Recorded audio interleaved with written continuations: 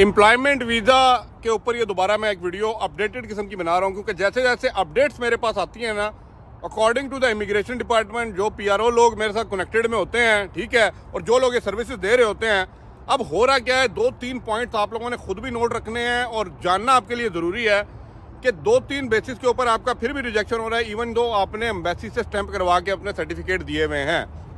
मेरी एक सिस्टर का मैसेज आता है, ज़रा गौर कीजिएगा, इस बात पे बड़ी इंपॉर्टेंट है।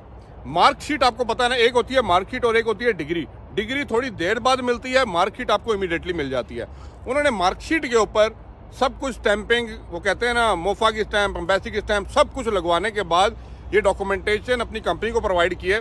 पीआरओ वो डॉक्यूमेंट लेके गया, अपलोड किए, लेकिन उनका एम्प्लॉयमेंट वीज़ा रिजेक्ट हो गया।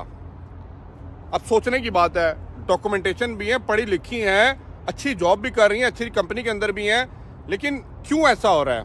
क्योंकि देखें, पहले तो होता है जब आप सिस्टम पे अपडेट करते हैं ना, अपलोड करते हैं, तो that is called the automated system. ठीक है, ठीक है, एआई टेक्नोलॉजी दुबई और यूएई यूज कर रहा है, जरा याद रखिएगा। तो वो क्या हो रहा होता है कि भाई आपका ऑटो चेक करता है, डिग्री की एक स्पेसिफिक क्राइटेरिया वहां पे बताया हुआ है, ये डिग्री है। तो जब वो डिग्री और मार्कशीट के अंदर डिफरेंस को देखता है ना, तो वो रिजेक्शन फेंक देता है। अब उनके पीआरओ ने कह रहे हैं कि भाई आप अपनी डिग्री का बंदोबस्त करें। अब मैं भी मानता हूं कि डिग्री टाइम लेती है आने में के। अब इसके लिए मैं आपको एक एडवाइस देता हूं, अगर आपके मास्टर्स डिग्री पे कर रहे हैं तो बैचलर की अगर आपके पास आई भी है ना, उसकी बेसिस के ऊपर आप अपना वीज़ा को प्रोसेस करवाएं, लेकिन उसको भी टेस्ट करवाना पड़ेगा। तो अगर मार्कशीट को कोशिश करें कम से कम ना करवाएं। मार्कशीट के ऊपर काम जो है ना, रिजेक्शन पे भी आ रहा है। जिन लोगों का लग गया, अब ये ना नीचे आके कमेंट में भेजना, भाई मेरे चैनल को सब्सक्राइब किया कि नहीं किया। वो दुख है, 80% लोगों ने चैनल को सब्सक्राइब नहीं किया हुआ और दुख होता है, ठीक है ना। तो भाई मेरे मार्कशीट के ऊपर जिनका लग गया है ना, वो तो मैं कहता हूँ सो बिस्मिल्लाह, लेकिन मेजॉरिटी 60% केसेस के ऊपर रिजेक्शन आ रहा है। They are asking you for the degree. अब डिग्री है तो प्रोवाइड करें, पीआरओ अपलोड करे और आपका वीज़ा निकल आए। लेकिन आप लोग ज़रा गौर से देख के सुनी सुनाई बातों में आके छोटे मोटे जंतर टिकटॉकरों के ऊपर, यूट्यूबरों के ऊपर एतबार करके जो है अपनी मार्कशीटों को और कहते हैं ना सारी चीज़ों को टेस्ट करवा रहे हैं, इनसे ज़रा गुरेज कीजिए। वो डॉक्यूमेंट करें। डिग्री का मतलब क्या होता है मुझे बताएं। डिग्री ऊपर लिखा होना चाहिए डिग्री। तो अगर मार्कशीट के ऊपर लिखा हुआ है डिग्री तो फिर आप करवा लीजिए।